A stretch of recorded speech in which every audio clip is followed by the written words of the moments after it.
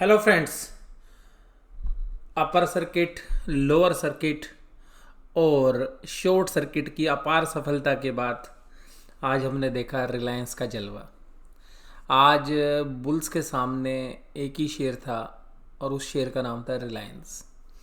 आज इंडेक्स को मैनेज करने के लिए रिलायंस को बहुत अच्छे तरीके से मैनेज किया गया और टीसीएस जो सुबह वीक था उसको मजबूत किया गया। बैंकिंग और फाइनेंशियल्स में वीकनेस थी आज, और जिसकी वजह से इंडेक्स स्पेशली निफ्टी की बात करूं ऊपरी लेवल पर मैनेज नहीं हो पाया। और इस ऊपरी लेवल पर मैनेज ना हो पाने की वजह जो है आप साफ साफ देख सकते हैं कि बैंक निफ्टी स्टॉक्स ही रहे। हालांकि एक्सिस बैंक में एक अच्छी मजबूती बनी रही, लेकिन एचडीएफसी बैंक, आईसीआईसी बैंक जैसे जो दो दिग्गज हैं उनमें वीकनेस थी। उसके अलावा कोटक महिंद्रा बैंक में भी वीकनेस थी, जिसकी वजह से हालांकि निफ्टी प्लस में तो बंद हुआ, बैंक निफ्टी प्लस में तो बंद हुआ, लेकिन थोड़ा सा स्लाइटली पॉजिटिव हम कह सकते हैं। और जो वीकनेस आई थी पिछले हफ्तों के दौरान वो भी बैंक निफ्टी स्टॉक से थी। और बैंक निफ्टी स्टॉक्स के अंदर जो कल जबरदस्त शॉर्ट कवरिंग जो है देखी गई, तो ऐसा लग रहा था कि कहीं फॉलो अप बाइंग ना आ जाए, लेकिन आज फॉलो अप बाय नहीं आ पाया और ऊपर लेवल पर जो है प्रॉफिट बुकिंग देखी जा सकती थी। और यहाँ पर देखिएगा जिन लोगों के सौदे नीचे की तरफ बने थे तो उनको मार्केट नीचे खींच के लेके आनी थी, तो वो नीचे की तरफ ले आए शाम तक। और डेरिवेटिव मार्केट्स के अंदर जो ऑप्शंस और कॉल ऑप्शंस और पुट ऑप्शंस कहाँ पर एडजस्ट करानी थी वहाँ पर जो है ऑपरेटर ने करा ही दी। तो निफ्टी तो फिर भी काफ़ी मजबूत रहा, लेकिन बैंक निफ्टी में उतनी मजबूती नहीं रही। तो अब आज के इस एनालिसिस के अंदर आगे चर्चा करेंगे, और इस चर्चा के अंदर सबसे खास बात ये भी हमें ध्यान रखनी है कि जो नेक्स्ट एक्सपायरी है उसमें क्या हो सकता है। तो देखिएगा नेक्स्ट एक्सपायरी के बारे में तो हम आगे चर्चा करेंगे कि किस तरीके की रहेगी, लेकिन अभी मुझे पर्सनली लगता है कि जिस तरीके से पिछले हफ्तों के दौरान बाज़ार का ट्रेंड रहा उसके हिसाब से बाज़ार यहाँ पे कंसोलिडेट होगा, एक दो दिन ऊपर एक दो दिन नीचे। और अब मुझे ऐसा लगता है कि जो ऑप्शन ट्रेडर्स हैं, जनरली जो राइटर्स हैं ऑप्शंस के, वो शायद इस हफ्ते में पैसा बनाएंगे। और पिछले हफ्तों के दौरान जो है ऑप्शंस के जो ट्रेडर्स हैं उनको बहुत बड़ी वोलेटिलिटी को जो है फेस करना पड़ा, जिसकी वजह से अगर पेशेंस नहीं था तो ऑप्शंस के जो राइटर्स थे उन्होंने काफ़ी जो है वोलेटिलिटी झेली, और पेशेंस नहीं था तो काफ़ी लॉस भी लिया होगा ऑप्शन राइटर्स ने। लेकिन इस हफ्ते जो है हमें लगता है कि ऑप्शन राइटर्स जो है काफ़ी कंफर्टेबल पोजीशंस के अंदर है, क्योंकि बाज़ार नीचे से ऊपर आ गया है और ऊपर भी एक रेजिस्टेंस जो है फेस कर रहा है बाज़ार।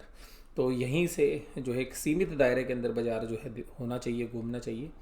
कल जो है फ्राइडे के सेशन के अंदर अगर हम बात करें तो कैसा रह सकता है, तो कल भी जो है एक न्यूट्रल ही बाज़ार रहने की जो है संभावना है, क्योंकि जिस तरीके से आज एफएनओ की सेटलमेंट होनी थी वो तो जो है बड़े प्लेयर्स ने कराई ली। लेकिन एक चीज़ जो है सबसे खास बात थी कि ऊपरी लेवल पर एक सेलिंग प्रेशर था, तो बहुत बड़ी जो है मंदी या तेज़ी अभी जो है हमें शायद देखने के लिए ना मिले। और बाज़ार यहाँ पर एक डिस्ट्रीब्यूशन जो है वो बड़े प्लेयर्स का जो है देखा जा सकता है। अब वो डिस्ट्रीब्यूशन एक लंबे पैमाने तक चलता है, कभी कभी दो दो तीन तीन महीने भी जो है बड़े प्लेयर्स जो है डिस्ट्रीब्यूशन करते रहते हैं। तो ये तो है यहाँ पे कि ऊपर जो है बाज़ार अटक रहा है, और ऊपर कोई जब तक कोई ट्रिगर नहीं आएगा तो ऊपर शायद जो है बना रहना थोड़ा मुश्किल है।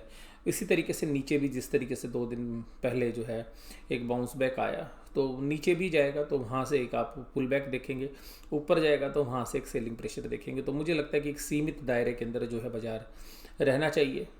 यहाँ पर अगर नेक्स्ट वीक की बात करें, नेक्स्ट वीक की एक्सपायरी की, तो 200 से 300 पॉइंट नीचे की तरफ और 200 पॉइंट जो है लगभग ऊपर की तरफ बाज़ार यहीं घूमता जो है नज़र आना चाहिए।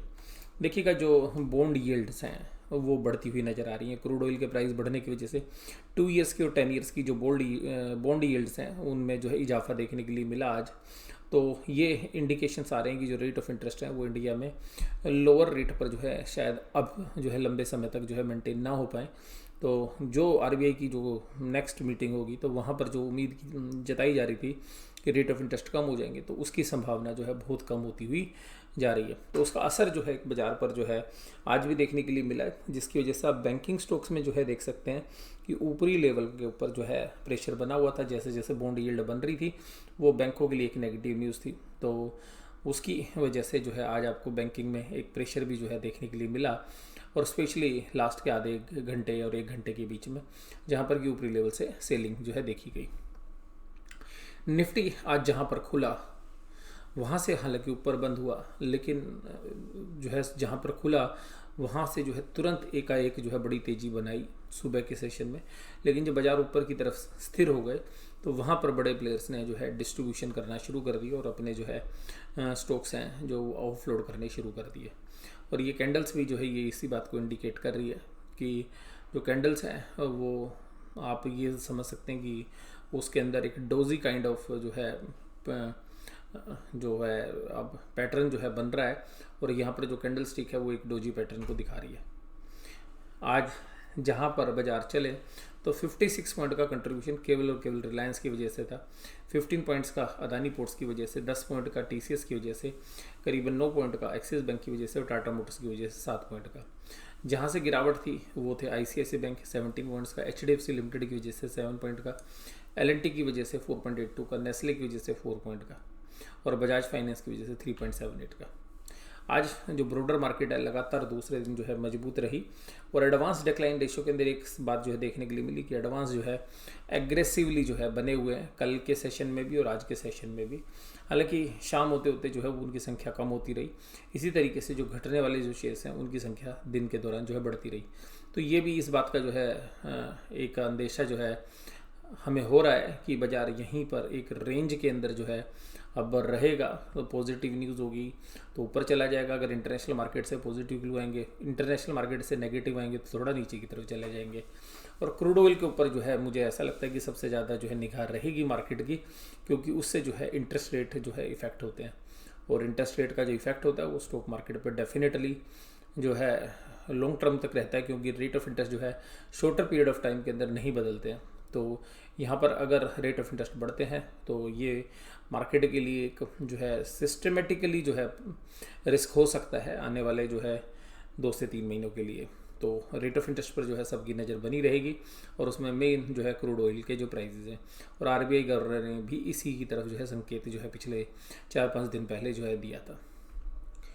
आज कहाँ से आई तेज़ी, तो देखिएगा कोल इंडिया एक डिविडेंड प्ले है, तो वहाँ पर आज भी 8% का जो है रिटर्न देखने के लिए मिला। यूपीएल जो है नीचे काफ़ी शॉर्ट्स बने हुए थे तो वहाँ से 7% की तेज़ी, अदानी में करीबन 6% की। मेटल्स आज फिर मजबूत थे 5.38। हिंडाल्को, भारत पेट्रोलियम में जो है स्टेक सेल की बात जो है सरकार ने बताई है कि लगभग लास्ट स्टेज के अंदर हम चल रहे हैं, तो भारत पेट्रोलियम भी 5.21, ओएनजीसी का शेयर 4.8। क्रूड ऑयल के बढ़ते प्राइस का बेनिफिट जो है ओएनजीसी को मिलना है। एनटीपीसी 4.65। तो ये देखिएगा जो पीएसयू लेवल के जो स्टॉक्स हैं उनमें तेज़ी थी। उसके बाद रिलायंस जो है 4% की तेज़ी, और 2100 से ऊपर जो है क्लोजिंग जो है रिलायंस ने दी है, तो इसको एक पॉजिटिव क्लोजिंग आप मान सकते हैं। इसके अलावा इंडसइंड बैंक 3.71, टाटा मोटर्स 3.58, और टाटा मोटर्स में जो है लगातार जो है तेज़ी बनी हुई है। जेएसडब्ल्यू स्टील फिर मेटल्स के अंदर, इंडियन ऑयल्स जो है ऑयल के अंदर देखिएगा 3% की जो है तेज़ी। गेल जो है गैस एंड ऑयल जो स्पेस है उसमें तेज़ी बनी हुई 2.97। एक्सिस बैंक में जो है बैंक निफ्टी स्पेस के अंदर इसमें मजबूती थी, इंडसइंड बैंक में भी और एक्सिस बैंक में भी। कहाँ से आई गिरावट, अब गिरावट आ रही थी आईसीआईसीआई बैंक से 2% की गिरावट, नेस्ले से 1.42, एलएनटी से देखिए 1.32, टाइटन 1.2%, डिवीज लैब 1%। तो ये जो थे 1% से ज़्यादा गिरने वाले शेयर्स थे। एचडीएफसी लिमिटेड जो देखिएगा 1% से कम गिरा, लेकिन वेट ज़्यादा है इसलिए आप उसको देख सकते हैं कि वहाँ पे उसका असर था। कोटक महिंद्रा बैंक 0.82% की गिरावट के साथ जो है क्लोज हुए। इसी तरीके से जो है आप देखेंगे कि एचडीएफसी बैंक भी हायर लेवल पर जो है उसमें सेलिंग आ गई, तो यहाँ पर जिसकी वजह से आपको बैंक निफ्टी 36549 पर बंद होता हुआ नजर आया। आज हाई देखेंगे तो 37232 थे, तो जहाँ पर बाजार जो है ऊपर टिक नहीं पाए, और फाइनेंशियल्स के अंदर जो है बैंकिंग के अंदर जो है ऊपर से सेलिंग जो है देखने के लिए मिली। और इसकी जो कैंडल है वो भी रेड कैंडल है, हालांकि देखिएगा इतनी वीक कैंडल नहीं है, लेकिन ऊपर जो भी लेवल टच किए वहाँ पर एक सेलिंग जो है देखने के लिए मिली। कहाँ से आई तेजी, एक्सिस बैंक से देखिएगा बैंक निफ्टी में कंट्रीब्यूशन आ रहा था 514 पॉइंट का, इंडसइंड बैंक से आ रहा था 242 पॉइंट का, बंधन बैंक से आ रहा था 89.67 का, एसबीआई से 70.48 का, बैंक ऑफ बड़ौदा से 58.39 का, लेकिन 715 पॉइंट का नेगेटिव कंट्रीब्यूशन था आईसीआईसी बैंक से। कोटक महिंद्रा से था 245 का, और HDFC बैंक से मात्र जो है 2.18 का। तो ये थे आज के कंट्रीब्यूटर्स। और पैसा कहाँ से आया देखिएगा, DIs ने आज सेलिंग्स शुरू कर दी, 746 करोड़ की सेलिंग, और FIs ने मामूली सी जो है बाइंग की है। तो ये एक संकेत दे रहे हैं कि अब FIs जो बाई नहीं कर रहे। कल की जो भी हम बाइंग की बात कर रहे हैं, जो बड़ी बाइंग लग रही थी, उसमें एक ब्लॉक डील थी, और तो ब्लॉक डील को एडजस्ट कर दें तो FIs के डेटा कोई बहुत जो है इम्प्रेसिव नहीं थे कल भी बैंक के कैश में। तो स्टॉक के अंदर अगर हम बात करें तो स्टॉक फ्यूचर्स को सेल किया है 1654 करोड़ में, और 755 करोड़ की पुट और कॉल्स जो है दोनों मिलाकर खरीदी गई हैं। तो ये जो फ्यूचर्स के अंदर जो सेलिंग की गई है, और इसके बाद जो इंडेक्स में बाइंग की गई है 381.99 करोड़ की, तो ये बता रहे हैं कि ऊपर के लेवल पे जो है स्टॉक फ्यूचर्स को सेल कर रहे हैं, यानी कि मार्केट को शॉर्ट कर रहे हैं, लेकिन उसी समय पर इंडेक्स को बाय कर रहे हैं, यानी कि अपनी पोजीशंस को हेज किया जा रहा है इंडेक्स के माध्यम से। तो यहाँ पर भी एक इंडिकेशंस है कि एक हल्की सी जो है गिरावट जो है आ सकती है, क्योंकि जिस तरीके का एक रनअप कल के समय पर जो है देखने के लिए मिला, वो आज हालांकि FNO की एक्सपायरी की वजह से सस्टेन होता हुआ नजर आया, लेकिन मार्केट देखिएगा अभी इस दायरे के अंदर ही घूमेगी। मैं ये भी नहीं कहूँगा कि कोई बहुत बड़ी गिरावट जो है आपको कल देखने के लिए मिलेगी, बट हाँ एक नीचे की तरफ जो है मार्केट जाएगी, वहाँ से जो है बाउंस बैक की भी संभावना बनती है, क्योंकि जिस तरीके से आज मार्केट ऊपर के लेवल पर टिकी, हालांकि बैंकिंग और फाइनेंशियल में वीकनेस रही, उसके बाद जो है अभी हम एक इस हफ्ते के दौरान हमें शायद एक न्यूट्रल ट्रेड देखने के लिए मिलेगा। कोई बहुत बड़ी उठावटक जो है शायद हमें बाजार में देखने के लिए ना मिले, और इसका मेन रीज़न ये भी रहेगा कि इंटरनेशनल मार्केट से किस तरीके की न्यूज़ फ्लो आ रहे हैं। क्रूड ऑयल पे जो है नज़र जो है बनी हुई है, और उसके ऊपर आपको नज़र बना के रखनी है, क्योंकि आज एक नए हाई जो है 52 वीक हाई जो है ब्रेंट क्रूड ने लगाए, तो जिसका इम्पैक्ट जो है इंडिया के अंदर ऑयल प्राइसेस के ऊपर पड़ता हुआ जो है साफ साफ देखा जा सकता है, जिसका एक इन्फ्लेशनरी इफेक्ट जो है इंडिया के अंदर हो सकता है, और जिसकी वजह से रेट ऑफ इंटरेस्ट को लोअर रेट पर जो है मेंटेन कर पाना जो है सेंट्रल बैंक्स के लिए, यानी कि RBI के लिए जो है शायद पॉसिबल नहीं होगा। तो ये एक मेजर कंसर्न जो है अभी हाल फिलहाल के अंदर जो है मार्केट के ऊपर है। इन सारे घटनाक्रम के अंदर जो शेयर्स हैं अभी जो चल रहे हैं, तो ऐसे शेयर्स चल रहे हैं जहाँ पर कि PSU का बोलबाला है, और PSU के शेयर्स जब चलते हैं तो ऐसा एक अंदेशा जो है रहता है कि शायद मार्केट अपने टॉप के आसपास है। तो और जब वीक शेयर्स जो हैं 52 वीक हाई लगाने लग जाएँ, तो ये जो चीज़ें हैं वो ज़बरदस्ती के साथ जो है कन्फर्मेशन की तरफ जो है जाती हैं। लेकिन आज का जो है मेन सितारा था रिलायंस इंडस्ट्रीज़, जिसकी वजह से आज आपने FNO की एक अच्छी एक्सपायरी जो है देखी, और अब हमें ऐसा लगता है कि अब जो है बाज़ार कंसोलिडेट करेंगे, लेकिन कंसोलिडेशन अच्छी वोलेटिलिटी के साथ होंगे, यानी कि नीचे भी जाएंगी मार्केट, ऊपर भी जाएगी, नीचे से बाउंस बैक आएगा, ऊपर से सेलिंग आएगी। जो नेक्स्ट वीक का आउटलुक है वो हमें यही लगता है।